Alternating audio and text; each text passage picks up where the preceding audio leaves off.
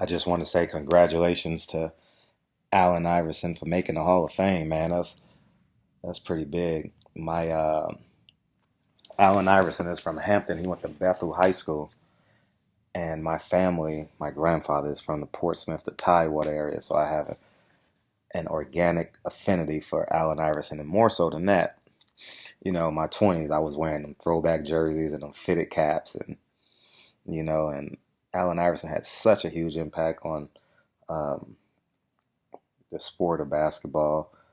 6 foot, just rough. One of the toughest players, probably since Isaiah Thomas. If you guys know some examples, feel free to let me know. But when I was a kid, I wanted to be Allen Iverson, and when I got older, I was trying to cross over like Allen Iverson, but it was so far from it. But congratulations to Allen Iverson, man. It was just a big old, that's a huge accomplishment. You know, albeit I think people say he got blackballed from the NBA, but I think it was a combination of his unwillingness to assimilate in combination with they don't want their their employees to look like they're on the corner of Florence and Figueroa, or if you're on 125th Street in Harlem or somewhere like that, or anywhere Martin Luther King Boulevard in America. Isn't it amazing? Every Martin Luther King Boulevard that I've been to in all these states are all in the hood, and they're all like underserved, underprivileged, impoverished environments. But again, Allen Iverson, well deserved. Uh, he had such a huge impact on the sport of basketball, and my phone is all the way on the other side, so I can't even get to it to shut it off. But um, congratulations, man. I think that's a huge accomplishment, and that goes to show you that when you have 100% belief in yourself, because it's no doubt Allen Iverson had 100% belief in himself just by how he carried himself and how he was unwilling to change himself. You know, some might say, congratulations, you didn't change, but I think it would have added more to his career. And I don't know his true finances, but um, he had some issues with his ex-wife and his kids, and um, he went overseas to play, and he didn't play. Got cut by the Memphis Grizzlies, and I believe that was his last stop. But man, what a hell of a basketball player! That tip dunk by he had in college at Georgetown was one of the man. That kid is 5'10", 6 foot. Crossed over Jordan, stepped over Tyronn Lue, MVP, single-handedly took an under-athletic, the most unathletic Eastern Conference team to ever go to the NBA Finals, man. They had Aaron McKee, Kevin Ollie. No, who was the point guard? Eric Snow was the point guard. Dikembe Mutombo and Tyron Hill was the power forward. And I don't remember who Aaron McKee was a small forward, but they had another small forward there too. Eric Snow was a starting point guard. Eric Snow out of Michigan State, I believe. He was at best a average point guard, and Allen Iverson had 30 points a game. He sold out every arena on the road. I remember going to see him a couple of times when I had season tickets to the Clippers. I saw him a couple of times throughout the years. And but congratulations, man! This is just a big deal, and this goes to prove that um,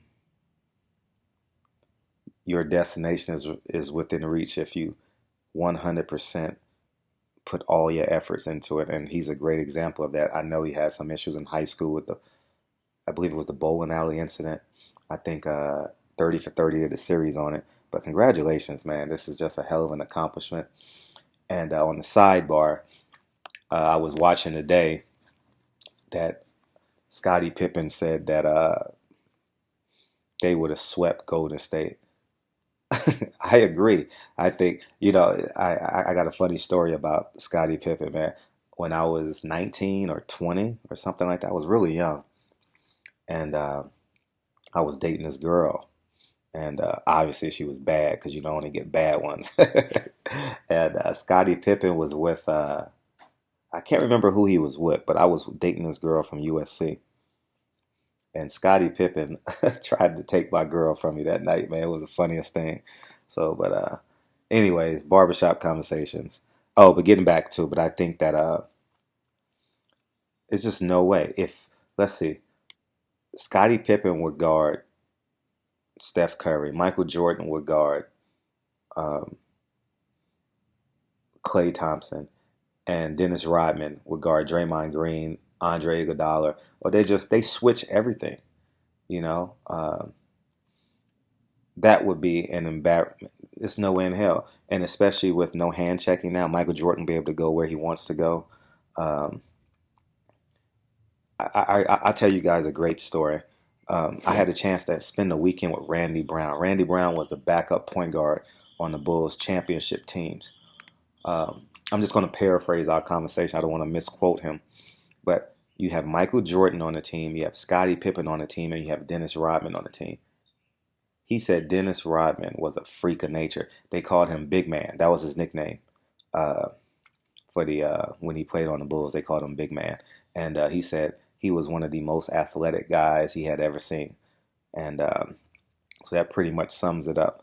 Um, Barbershop conversations. I don't think it's even close, Golden State with the Chicago Bulls. Let me know what you guys think. Who would win, Golden State or Chicago Bulls? I may be showing my age, but I don't think Steph Curry can Scottie Pippen? Um, I mean, a lot of young kids never seen Scottie Pippen live. Scottie Pippen was one of the few players in NBA history to start his career in shape and end his career in shape. You know, Scottie Pippen looked like he had 0% body fat his entire career. So, barbershop conversations. Dennis Rodman was a complete freak of nature.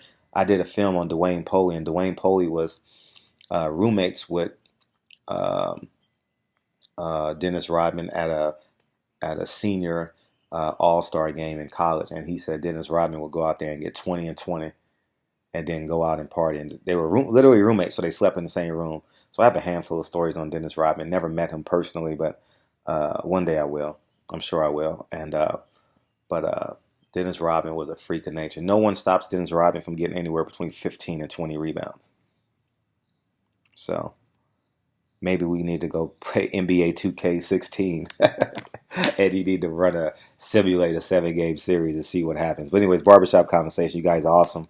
And congratulations to Allen Iverson, Shaquille O'Neal, I believe, went in today. And it's just a good day, especially for when you've seen their entire career. I've seen Allen Iverson's entire career. And one, it shows that we're getting old. And two, it's just great to see it go where it's supposed to go and he not get blackballed like a Terrell Owens, who's second in receiving yards, third in touchdowns, one in receptions or something. He's some freakish nature. And this was his first year on the ballot, and Terrell Owens didn't get in the Hall of Fame. So that goes to show you how media, who probably never played the sport, they ridicule you for things you've done off the field. Terrell Owens done nothing but been a Hall of Fame football player his entire career.